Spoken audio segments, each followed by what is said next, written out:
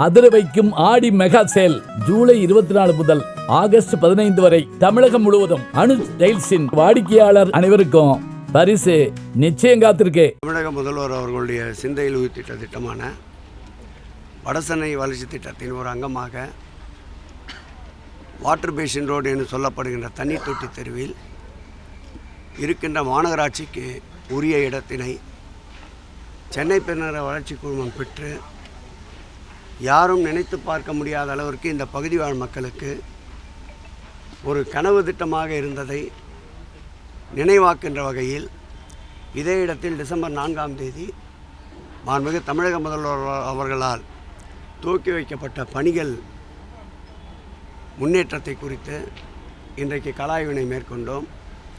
அந்த வகையில் எங்கள் துறையினுடைய உறுப்பினர் செயலாளர் அன்பிற்கினிய பிரகாஷ் அவர்களும் இந்த ரீஜனுடைய ஆர்டிசி ரவி அவர்களும் ஏனைய அதிகாரிகளும் ஒருங்கிணைந்து ஆய்வினை மேற்கொண்டிருக்கின்றோம்.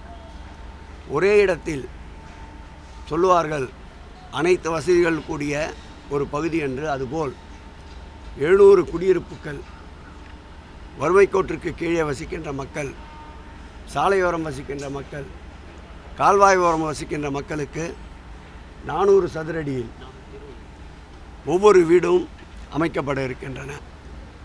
ஆரம்பிக்கப்பட்ட இந்த 8 மாத காலத்தில் இந்த விரைவு பணிகள் 7 அடுக்கை தொற்றிருக்கின்றது.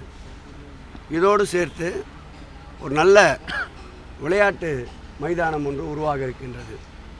அந்த விளையாட்டு மைதானத்தோடு இணைந்து ஒரு திருமண மண்டபம் சமுதாய கூடம் உருவாக இருக்கின்றது. அதோடு இணைந்து டயாலிசிஸ் சென்டர், மாற்றுத்திறனாளிகளுக்கு உண்டான சிகிச்சை மையம் போன்றவற்றுக்காக பிரத்யேகமாக ஒரு வடிவமைப்பு உருவாக இருக்கின்றது.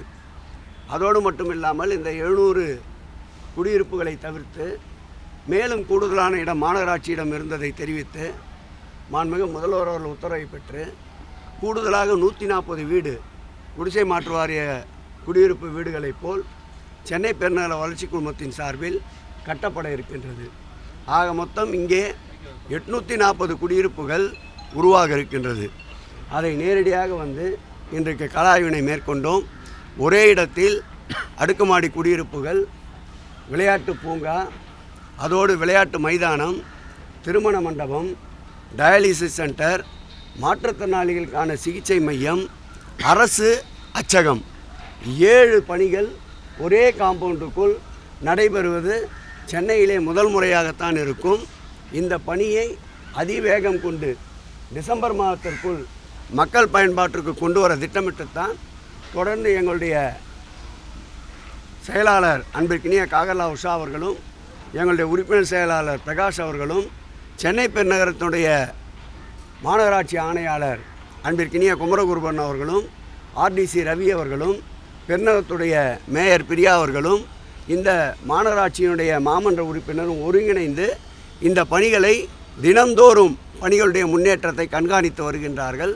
இந்த பகுதியில் இந்த திட்டம் வருகின்ற பொழுது பெரிய வரப்பிரசாதமாக இந்த பகுதி அமையும் என்பதை மகிழ்ச்சியோடு தெரிவித்துக் கொள்கிறேன். சார், நேற்று சிவகங்கையில் பிரச்சாரம் மேற்கொண்ட எதிர்க்கட்சித் தலைவர் என்ன சொல்லியிருக்காருன்னா, தமிழ்நாட்டில் முறையான ஆட்சி இல்லாதனால சட்டம் ஒழுங்கு சரியில்லை, திமுக 4 அதிகார மையமாக செயல்படுறாங்க அப்படின்னு விமர்சனம் நிறைய பண்ணியிருக்காரு. அதே போல் வேட்டி சேலை விவகாரம் தொடர்பாக வேட்டி கொடுத்தா சேலை கொடுக்க மாட்டாங்க, சேலை கொடுத்தா வேட்டி கொடுக்க மாட்டாங்க அப்படின்னு திமுக கடுமையான விமர்சனங்களை வச்சிருக்காரு. அவர் டெய்லி ஏதாவது விமர்சனம் வைக்கிறது தானே அவரோட வேலை. அவர் அதை ஒரு தொழிலாகவே எடுத்துகிட்ருக்காரு.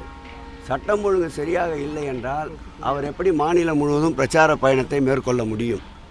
அவர் பிரச்சார பயணத்தில் போதிய பாதுகாப்பு அளிப்பதால் தான் எந்த சிறு அசம்பாவிதம் இல்லாமல் அவருக்கு வாயில் வந்ததையெல்லாம் உளறி கொட்டி கொண்டு திரிவதற்கு சட்டம் ஒழுங்கு சரியாக இருப்பதால் தானே அனுமதிக்கப்படுகிறார்கள்.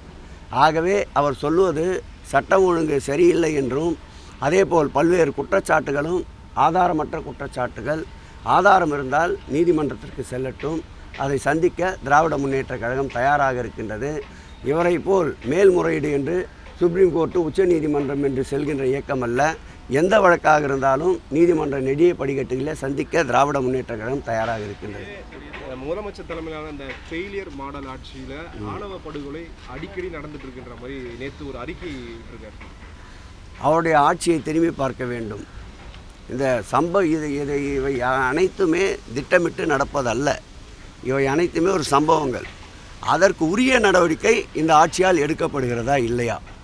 சம்பந்தப்பட்ட குற்றவாளிகள் கைது செய்யப்படுகிறார்களா இல்லையா?